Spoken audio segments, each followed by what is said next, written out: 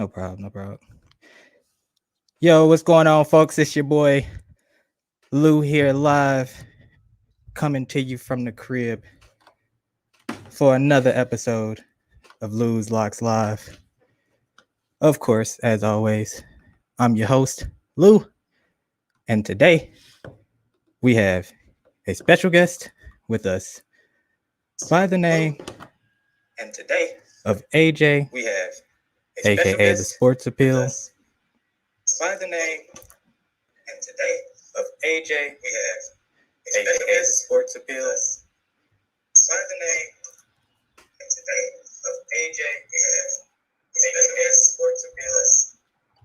By the name and today of AJ. All right, here's my boy AJ here. Got him here How's once it going? again. The host of the Sports Appeal on Book It. Once again, it's your boy Winter Wire Lou here, kicking the show off. Just to recap, yesterday we did the Winter Wire free playlist on Book It. The plays actually went 5-3-1 yesterday. So the one being a push, I had under 223 for Suns and Bucks last night, and it hit 223 exactly. So and I pushed it up. I pushed it up a little bit, and they still got to 223 exactly. So interesting. I was we were on Spurs, or not Spurs, but Suns -4 yesterday, so they cleared that hurdle pretty easily. That puts the record for home teams in NBA Finals openers. Home teams are now 16-1 in the last 17. So for the future, it's not very often that road teams come in and win home games in the NBA Finals. Not. So yeah, definitely want to ride the home team wave whenever those opportunities come around. Kicking it off here because I know my boy AJ here is short for time. I'm gonna go ahead and dive straight into his plays for this evening. The first one being the Toronto Blue Jays -1.5 versus the Baltimore Orioles. And what's got you on the Blue Jays -1.5 today, AJ? Look, whenever Matt Harvey is on the mound for the Baltimore Orioles, you take the other team. That's just as simple as it gets. And when you see the Baltimore Orioles in general, you love to bet against them. But here's where I do, get a little kind of, taken back by the pick, because the Orioles have been hot lately. That is not a secret. Their lineup is not their issue. That's not why they're a bad baseball team. They just don't have any pitching. And that's what you see in a lot of these teams. I know the last couple of weeks, baseball has been very weird. And you see all these teams that are understated, underdogs that are upsetting. And the reason is because the Pirates, the Detroit Tigers, the Orioles, these teams are not bad because of their lineup. Their lineups, they have some great players, especially on this Baltimore Orioles team with Ryan Hayes or Austin Hayes and Cedric Mullins, who is an all-star and should have been an all-star starter and was robbed because of the Angel fans voting Mike Trout, who's not even going to play in the All-Star game. But hey, Yasmani Grandal got robbed too. I feel you. 100%. Oh, he got robbed as well. 100%. I'm with you on that. But this Orioles team is not, just a sure lock to lose every night because of this lineup that can put up 5, 6, 7, 8 runs a game. And we've seen that in a bunch of games. We've seen it against Toronto earlier in the year. But tonight, when I see Matt Harvey as a former Met, or as a Mets fan myself and a former Met and Matt Harvey, I see him there, and there's just no way you can not touch the Blue Jays in here, getting the -1.5 at anywhere, -115, -120. And that's how I see it, especially with the full healthy lineup that the Blue Jays talk about, a lineup that every single person can hit a home run. Crazy, man. There is no light spot in this lineup. So I see it as a really good bet tonight. I'm gonna take that from with a lot of confidence against Harvey, and hopefully they can put up enough runs. I'm expecting the Orioles to put up runs as well. I know Rue is on the mound for Toronto, and he's so-so. He's one of their better pitchers, but that's not saying a lot. Toronto doesn't have the best rotation, but I really like it as high scoring game, and I think they do take care of that run line as well. Indeed.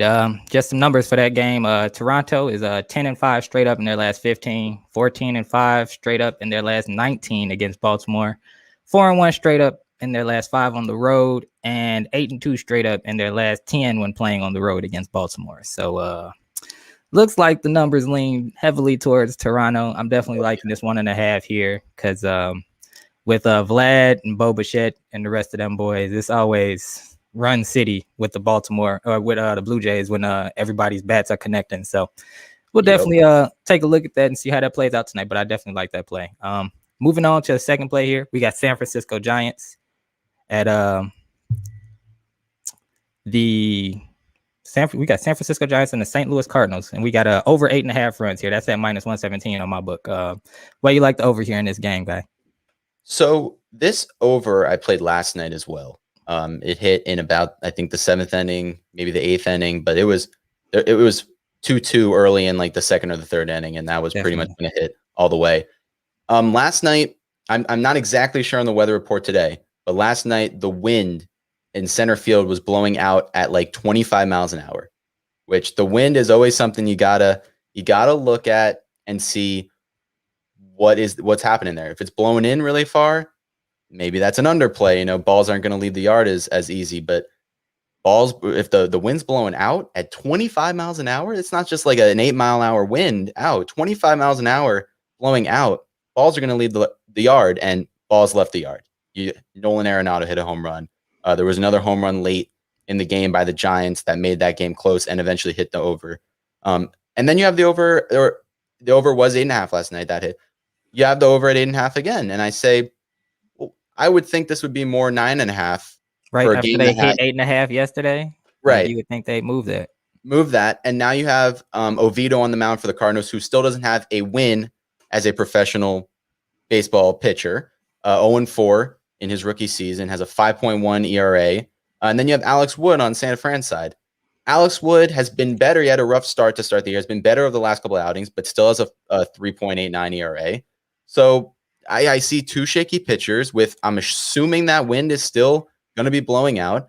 I just don't understand why that line hasn't moved at least to 9.5. And if I can get it at 8.5, I don't see why I wouldn't, try to hit that same bet as last night.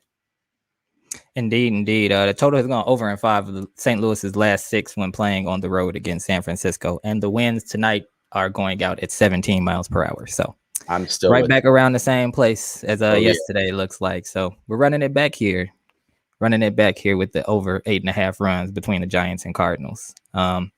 Moving on here to the next play, we got Washington Nationals and San Diego Padres over 8.5, which I have at -104 on my book. Yeah, I like it. I really like this play, and for a number of reasons. I see 2 pitchers on the mound in Patrick Corbin, is totally out of his prime. He was once an extremely good pitcher on the Diamondbacks. Now he's on the wrong side of 30. He has a 5.5 ERA for the Washington Nationals. And then the other side, I see Chris Paddack, who, if you follow me on Book It, I love to rage against Chris Paddack when I'm on either the Padres or on the other team, because I seem to never get this guy right. He has a 4.56 ERA, which I just don't really see how, because a lot of the times when I take another team against the Padres, dude pitches a gem. I feel like, pitches. He throws high heat, good strike pitcher. But then when I bet against the Padres the last couple of times and he's on the mound, I mean, most recently against the Diamondbacks, I believe either a weekend ago or 2 weeks ago, he just couldn't find the strike zone and just allowed a Diamondbacks team to absolutely lay, I think, 5-6 runs on him before he was eventually pulled. So what I see is Paddack and Corbin both, around 5 ERA, and then you still see that over at, I have it at 8 right now in my book, and that over's at -115 at 8. So you're telling me, last night I took this play once again. This is 2 repeating plays. I'm going back to back. San Francisco against St. Louis, 8.5. And then this one, it was at 8.5 last night. I took that as a late play, and that hit as well. And I'm just going at it again. I think San Diego is that lineup. Whenever you have the 3 guys of, Cronenworth, Tatis, Machado, and then their surrounding cast, which the whole lineup can hit as well. And Washington, who, they're a very hit and miss team. They're a very streaky hit team. And they're on one of those streaks. They are racking up runs. They are without Kyle Schwarber, which It does suck. You were almost getting a guaranteed home run a game. That's how it really was feeling back in June, and now he hits the IL. But they still got guys on that team. They still have Juan Soto. They still have Josh Bell. I think it's a solid play at 8.5. I'd still take it as well. But at 8, I just see how these offenses, I just don't see them slowing down against these two pitchers. These two pitchers aren't anything special to where they should shut down each other's offense, and it should be a slugfest once again. Indeed. Just poking at numbers here again. The total has gone over in 5 of 7 Washington's last 7 games on the road. The over has hit in 14 of San Diego's last 20 games and 6 of their last 6 at home, in addition to 14 of their last 20 going over against National League opponents. So once again, another smart overplay based on the numbers, and I'm here for it all the time. I love when the numbers line up and everything looks good to go. So definitely swinging for the fences with those plays there. Fourth play we have here. Now, you had Tampa Bay, you have Tampa Bay overtime regulation money line. We on the Discord gang side, we're on Tampa Bay in regulation. Either way, Tampa Bay is sealing the deal tonight here. I know it's been a fun ride for Montreal. It's been great. They've definitely pulled off some upsets, and it's definitely surprising that they've come this far. But I predicted a gentleman sweep before this series started. I said sweep, but I figured they would steal one somewhere, and they did. Last game they got lucky to steal it. I was like, this is over. This is so over. It's 2-2 going in overtime. They're gonna drop this goal and it's gonna be done. So I guess Tampa Bay wanted to close it out at home. So they're at home tonight. I'm really sure that they're just trying to stay up 1 on Tom Brady at this point. When Tom Brady comes to town and immediately wins the title, it just kind of puts you back against the wall. So I feel like to remain relevant in the city of Tampa Bay and to remain the talk of the town, I think Tampa Bay gets it done tonight, and they close it out here in regulation. Now, when they had that 8-0 game, that was for me. That was when I was like, this is probably a done deal, because I've never seen, like, for me, 8-0 in hockey is like losing by like 20 in basketball, bro. Like, that's a bad loss. That's a really bad loss. And when I started, I was like, I think they found their tempo. And since they had that game, like, I think they've only lost that one game that they lost yesterday against the Habs. So it's curtains for the Canadians tonight. I know we got some Canadian folks out there that tune in, and we got some Canadian folks in the Discord as well. I love you guys dearly. It's been a nice ride, but it's just not looking. I really don't feel like they have much of the Canadians have much of a chance. Like I said, they've already lost the 2 games prior to this one in Tampa, so it's very hard to win closeout games on the road and survive. Once again, only 4 teams in all of NHL history have come back from 3-0. So, the odds are not in the Canadians' favor tonight. It's looking like it'll be a done deal for them. We are also on Kucherov to score anytime in this game as well as a player prop if you want to run that. But yeah, like I said, the numbers for the Canadians here are not looking good, as they are in a very tough spot on the road against a really, really good Tampa Bay Lightning squad. And in this situation for the Canadians, I always see every day they came back from 3-1 against the Maple Leafs in round 1. This is not the same team. This ain't the Maple Leafs, guys. This is not the same. I've watched all 4 of these games, of these Stanley Cup games, and every game, I understand they did steal this game and win this game, but every game, the Canadians have still not yet scored a goal, maybe except for that overtime game winner. But up until overtime of game 4, they have not scored a goal that was a clear, like, what a shot goal. They've all been crazy deflections, crazy bounces. Vasilevsky never saw the puck and like kind of bounced in, but they have not gotten a great shot on goal that off a crazy play, because this Lightning defense is 6 men deep, and it's just that good. And they did steal this game. And I actually predicted that this would go to 7. I thought this was going to be a back and forth game. If you listen to my podcast, I said that on there. This will not go to 7. This is, I wanted to stop doubting this Montreal team, and I'm back on that doubting train because I just don't believe that for a second straight game they cannot not only beat this team but extend this to 6 games. I don't see it happening. I like the Lightning in regulation play to get that juice down a little bit on the line, but the money line should be a very safe pick, and I think the Tampa Bay Lightning go back to back tonight. Indeed. I look, it doesn't happen often in hockey where teams go back to back. The Penguins were the last ones to do it in 14, 15, 15, 16. But the thing that I have noticed is that when teams are this good and they get back to the Stanley Cup Finals, it's really rare that they lose. Like when you're that good, you're that good. Like we got the comments over here. We got somebody that brought up the Hawks back in 2010. 3 and 5 years. That shows you like when you're good and you're prepped and you're ready and you're locked in, like you 9 times out of 10 will win that title or get at least to the finals because you're that good and you're that ready and you're that locked in. And that's just the level that the Lightning have gotten to. And it looked rocky during the regular season. I will admit that as a group, we were actually on the Golden Knights to win the Stanley Cup because they look really good. They looked great. Good. But throughout the regular season, the Lightning had a bunch of problems. They had injuries. They dropped some tough games, and it just looked like it just wasn't there for them. So it's just crazy to see them here right now on the brink of repeating because I definitely was doubting them 2 months ago.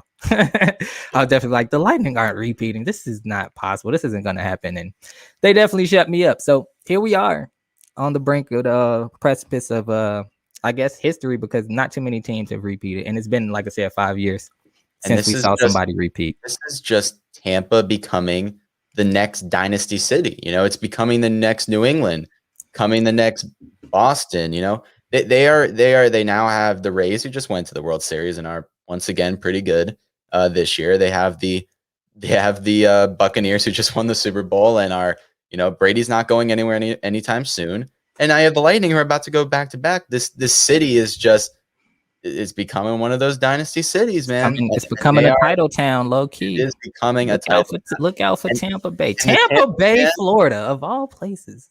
The Tampa fans are, no one ever talked about the Tampa fans because, nobody talks about Tampa. Nobody did. And now they're getting their egos are getting a little, big. They're getting kind of annoying down there, Of course, anybody that has Tom Brady is annoying, man. Like you have Tom Brady in your city, like you just feel like you can talk all the shit. And then not only do they have Tom Brady, like their hockey team is legit too. So it's like we got legit football, we got legit hockey, we got legit baseball. Y'all lucky we don't got a basketball team because they moved the Raptors to Tampa Bay actually this year, but they had a terrible season. So. Right. It would be interesting if the NBA decided to actually pull the Raptors from Toronto and just stick them in Tampa Bay for the remainder of their existence. But I'm pretty sure Toronto will put up a big fight about that. 1 year was cool. A lifetime is probably not happening. Adam Silver was probably like, no, we like the international vibe. And we already pulled the Vancouver Grizzlies. And I can guarantee that those Toronto Raptors did not like. They did not like playing in Tampa Bay at all. Probably were like, what is there to do in this old city? They hated it. They hated it. You could tell from their record and everything else. It did not work out well. It did not work out well for them. It's okay though. They'll be back. I'm pretty sure they'll be back in Toronto this year. But I just can't believe like here in 2021 we're talking about Tampa Bay, Florida being title town. Crazy. You never thought. Okay, so those are all your picks for today, Mr. AJ. I do thank you for coming through today, sir. No problem, my man. Thank you for giving us a moment of your time. I'm glad to have you, bro. There's a lot of cappers out there on the Book It app. There's a lot of guys out there that put in the work, do the analysis, and come up with some solid plays. So I'm more than happy to give you the platform and the opportunity to stretch your stuff a little bit.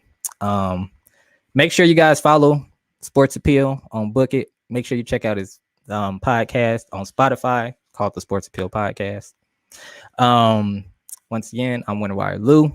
Thank you, Sports Appeal, for stopping through. And I'm gonna let you go, man. Peace. Awesome. Thank you. Indeed. All right, guys. Moving on here. It's Lou here doing his thing, locking you in. We don't have any NBA action tonight because we're down to 2 teams in 1 series. But the ladies do play tonight, and I've got plenty of WNBA action for you. I got 3 plays lined up for you right here. We're going to dive into them for this last 10 minutes. My first play is the Minnesota Lynx -4 versus the Dallas Wings. So tonight, the Minnesota Lynx and the Dallas Wings take on each other in Minnesota, and Dallas lately has been a Swiss cheese of a defense. Now, they just lost to the Liberty the other day. I had them pegged to win that game. I figured they score a lot of points. They should be able to outscore the Liberty, but the Liberty put up a great effort and were able to steal a 3-point win. The game hit like 190. It was way over the total. So tonight, I really like the Lynx -4, as Dallas is coming off a tough loss against the New York Liberty, and they're on the road where they seem to have trouble not offensively, but they seem to have trouble containing other offensively talented rosters and teams. The Lynx have a better record overall than the Dallas Wings, and they can also score in bunches. They are coming off a 31-point victory, I believe, against the Phoenix Mercury. So I like the Minnesota Lynx here -4 tonight at home. I like the over in this game as well. The Minnesota Lynx and Dallas Wings both can score a bunch of points. As I mentioned, they both recently put up 90. So I would, if I were to play it, I would play Minnesota Lynx -4. But if you can also combine Minnesota along with the over. I saw that on FanDuel at +200. So if you want to play them both, do a little match and a match total parlay, I would say Minnesota Lynx money line and the over for this game this evening, as the Lynx are a high scoring team. The Wings are a high scoring team, and no defense will probably be played in this game, as no defense was played in the Dallas Wings last game, which came out to a 99-96 final. Once again, the Minnesota Lynx just hung 99 on the Phoenix Mercury this past Saturday. The Dallas Wings just put up 96 versus the New York Liberty this past weekend. So high scoring teams putting up points. We like the over. We like the Minnesota Lynx to win by 4. I have a projected final score of 82-88 in favor of the Minnesota Lynx. Moving on to game number 2 here, we got my girl Liz Cambage and the Las Vegas Aces, the best and hottest team currently in the WNBA, taking on the Phoenix Mercury, who, once again, as I just previously mentioned, just came off a 31-point loss to the Minnesota Lynx this past Saturday, and things haven't been looking too good for the Phoenix Mercury, who have WNBA legend Diana Taurasi and the Jolly Giant known as Brittany Griner. Now, this team is, it would seem like on paper built for success, but they've definitely been struggling a lot lately. Diana Taurasi is on the down stretch of her career, so she's not as effective as she once was. You'd think Brittany Griner at 7 feet would be more of a weapon, more of an offensive powerhouse, but she's still trying to figure things out a little bit. And with A'ja Wilson and Liz Cambage, the Las Vegas Aces are just rolling right now. If they hadn't, since they didn't win the title last year, it looks like they're just on a roll and a mission to win the title this year. They most recently did knock off the defending champion Seattle Storm in overtime. Everybody that's in their way, they've pretty much taken out. So tonight, I like the Las Vegas Aces -10.5 versus the Phoenix Mercury, who, like I said, once again, just came off a 31-point loss to the Minnesota Lynx, who are nowhere near as good as the Las Vegas Aces. If you can't keep up with the Minnesota Lynx, then I highly doubt that you'll be able to keep up with the Aces when they're playing at their best. So Aces -10.5 tonight is the play. I also like the over in that game, as the Las Vegas Aces have a very potent offense. They know what they're capable of. They know who their best players are, and their offense is catered to get the ball to their best players in the best positions to score. They maximize and create as many opportunities as possible as a unit, and that leads to them having some of the highest scoring games that I've ever seen in the WNBA. Now, a lot of people like to give the WNBA crap and be like, I don't watch WNBA. I don't think it's entertaining, this, that, and the third. But these women can ball, and it's evidenced by NBA level scoring. I don't usually see women's games in the 90s and hundreds, but the Aces and the Storm and the Lynx, the Wings, the Chicago Sky, they've been scoring games in the 90s and the hundreds consistently this year. So for me, I've been capping games and diving into the WNBA because it seems like talent wise and entertainment wise, it's of equal value to the NBA for me. So that's why I'm here capping these games. Las Vegas Aces minus 10.5 tonight. I like it. Ride it with me. Like I said, I like the over in this game as well, as I believe the Aces will probably score at least 100 points, if not 90 to 95 points.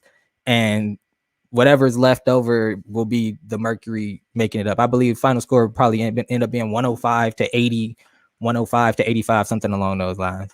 They've never watched the game. You're absolutely right, Mike. I'm telling you, I sat here and I watched the Aces and the Storm play. I watched the full game, start to finish, and it went to overtime. Game went to overtime. Overtime was exciting. There weren't a lot of bad calls. Like, it flowed normal.